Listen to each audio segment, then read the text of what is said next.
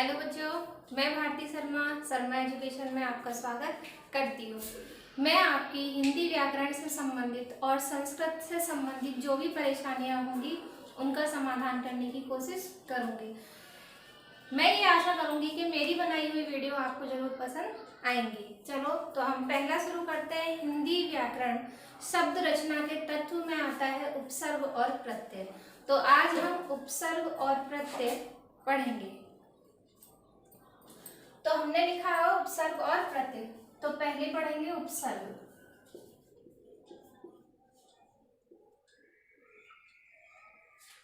उपसर्ग की परिभाषा इस प्रकार है, मैं बताती हूँ कि जो शब्द किसी शब्दांश के प्रारंभ में जुड़कर उनके अर्थ बदल देते हैं, उनमें परिवर्तन या कोई नवीनता आती है, उनको हम उपसर्ग कहते हैं।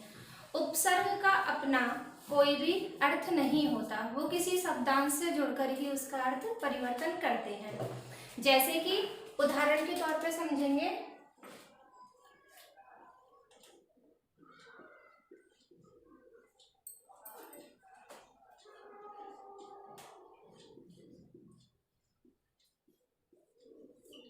मैंने कहा जैसे कि आ उपसर्ग लगाकर शब्द बनाइए। अब आ उपसर्ग लगाकर हम ऐसे शब्द बनाएंगे जिनका अपना भी कोई मूल अर्थ होता हो। ठीक है, तो हम पहले मूल शब्द यहाँ लिखेंगे। मूल शब्द हो गया सफलता। अब हमने कहा कि आ उपसर्ग लगाकर शब्द बनाइए, तो सफलता में जब हम आ प्लस करेंगे यानी उसको जोड़ देंगे तो ये हो जाएगा असफलता, यानी ये सफलता का विपरीत शब्द बन गया और इसमें हमारा उपसर्ग आ जाएगा। और भी शब्द लेंगे, जैसे हम सुविधा।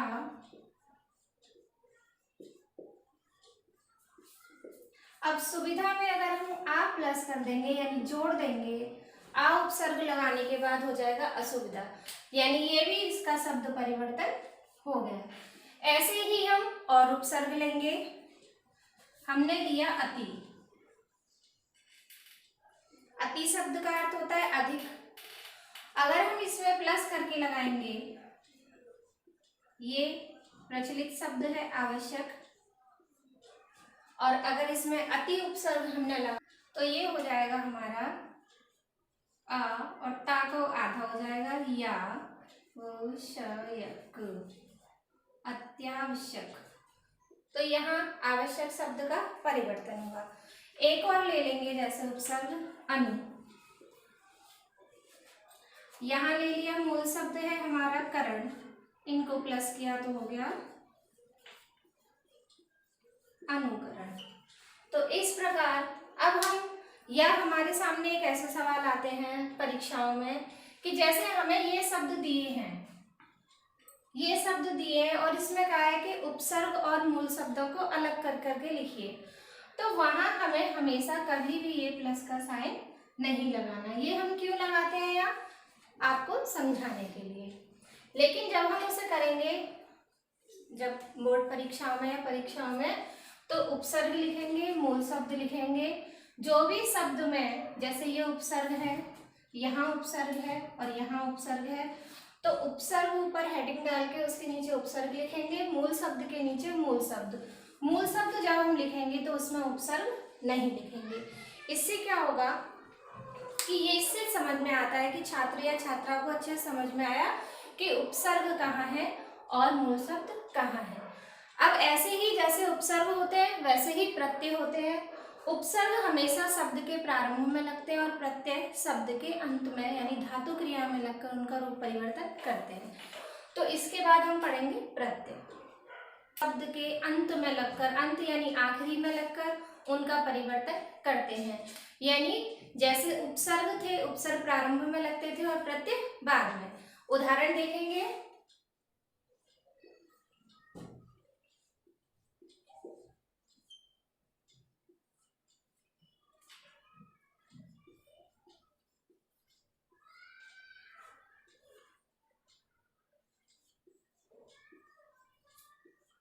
जैसे हमने कहा कि प्रत्यय क्या है आई, आई प्रत्यय लगाकर किन्हीं दो शब्दों का निर्माण करें।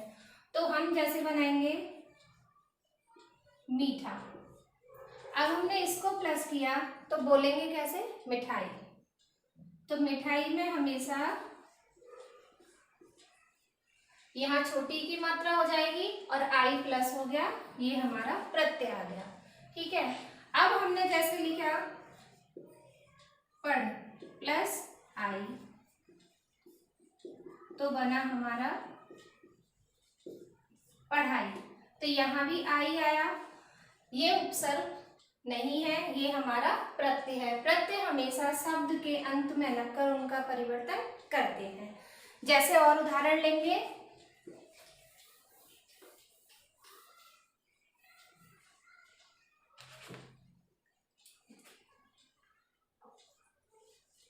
तो संस्कृत का है ये, यहाँ आ गया जैसे